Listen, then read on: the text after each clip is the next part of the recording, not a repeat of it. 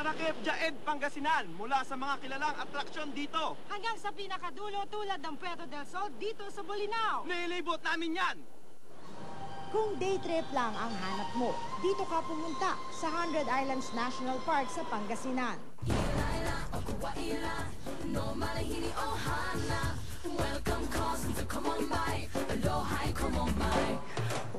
From Manila, it takes about 6 hours by land to get to Alaminos, Pangasinan. And as soon as you arrive in Barangay Lucap, Alaminos, you need to hire a boat.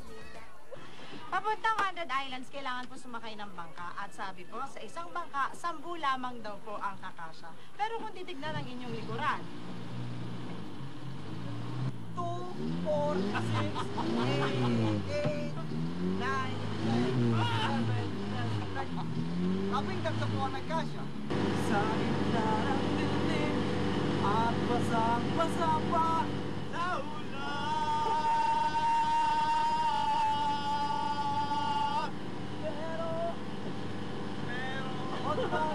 In a few minutes, makakarating ka na sa 100 Islands National Park. Kung bibilangin, 123 islets ang sumasakop sa halos 20 square kilometers ng Lingayen Gulf.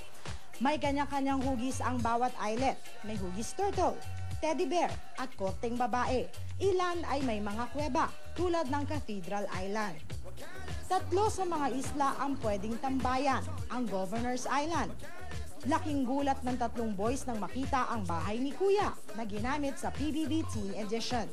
Bali, ito po yung naging supply room nila, and then confession room. And then, dito po na silang tulog sa sala. Sila kami nandito? Sila Kim, Gerald. Inakyat namin ang view deck. Hingal man, nawala agad ang aming pagod pagdating sa tuktok. Tanaw rito ang buong 100 Islands National Park.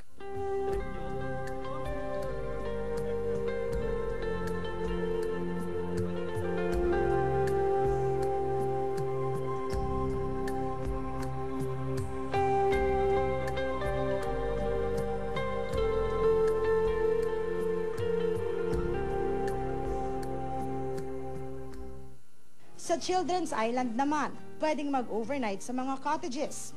Sa lahat ng mga isla, ito raw ang pinaka-safe para sa mga bata dahil hindi agad lumalalim ang tubig. Sunod naming pinuntahan ang pinakamalaking isla sa lahat, ang Quezon Island. saya dito.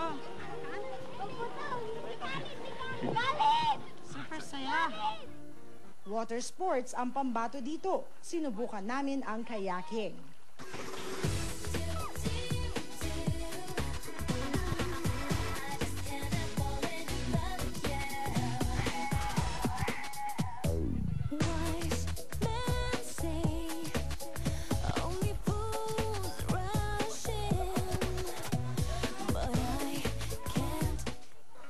Ang 100 Islands ay naging biktima noon ng dynamite at cyanide fishing. Nasira ang coral reefs, kaya ipinagbawal ang illegal fishing. Since 2 years ago, nilalagyan muli ang reef ng mga taklobo o giant clams. Ngayon, mahigit 10,000 taklobo ang makikita sa coral reef ng 100 Islands. Dito lang ako, di ako bababa. And if you go snorkeling sa Marine Sanctuary near Quezon Island, bukod sa mga giant clams, makikita mo rin ang iba't ibang isdang naglalaro sa coral reef.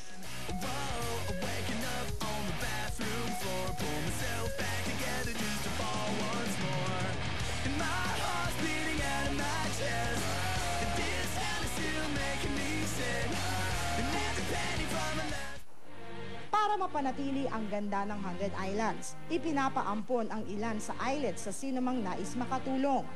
Isang underwater park ang binabalak para sa 100 Islands na may viewing tubes na konektado sa bawat isla, tulad ng Sentosa Island ng Singapore at Ocean Park sa Hong Kong.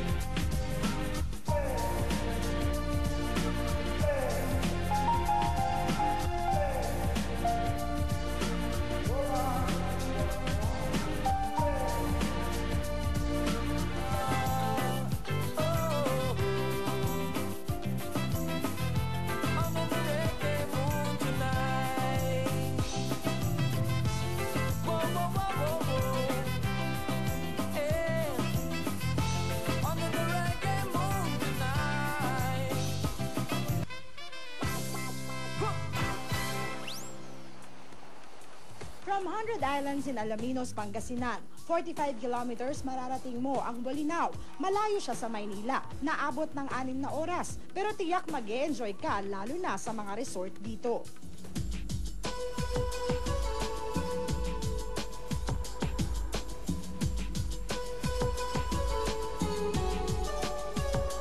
February 15, 2004 nang itayo ang Puerto del Sol Resort dito sa Bolinao.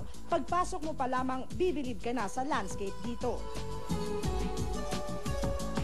Tahimik na lugar, ang white sand, para ka na ring nasa Bohol.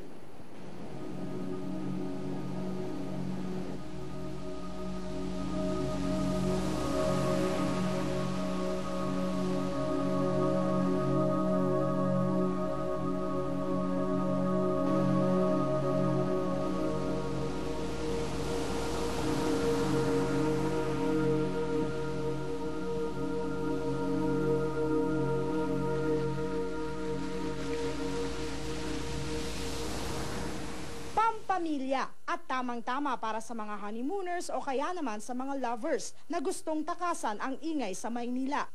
Ano meron po kayo dito? Okay, Puerto del Sol has basically po, because it's a resort and a hotel club, it has of course rooms, and then we have jacuzzi, swimming pool, and then we also have a kiddie pool for the kids. We also have a game room, and then we also have video kit, tsaka electronic hockey po. Yun po. Merong 8 cottages sa harap ng dagat, 12 cottages naman sa loob ng resort, 12 villas, at meron din silang mga kasitas.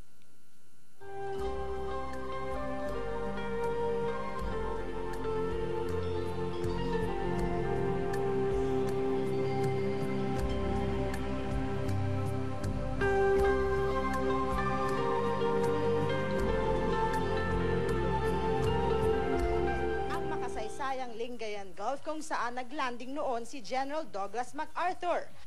Ang bayan ng Manawag na mahigit 400 years old na ang edad at dito matatagpuan ang Shrine of Our Lady of Manawag. Kinilala na rin itong Catholic Mecca of Luzon at maraming deboto dito. Ang Cape Bolinao Lighthouse sa Patar ay itinayo pa ng mga Amerikano noong 1903. Sa pagkain, di rin pahuhuli. Kilala dito sa Pangasinan ang puto at kutsinta ng Kalasyaw at longganisang Alaminos. At alam nyo ba na dito sa Pozorubio, Pangasinan, ginawa ang mga espada sa Lord of the Rings, Braveheart at Gladiator.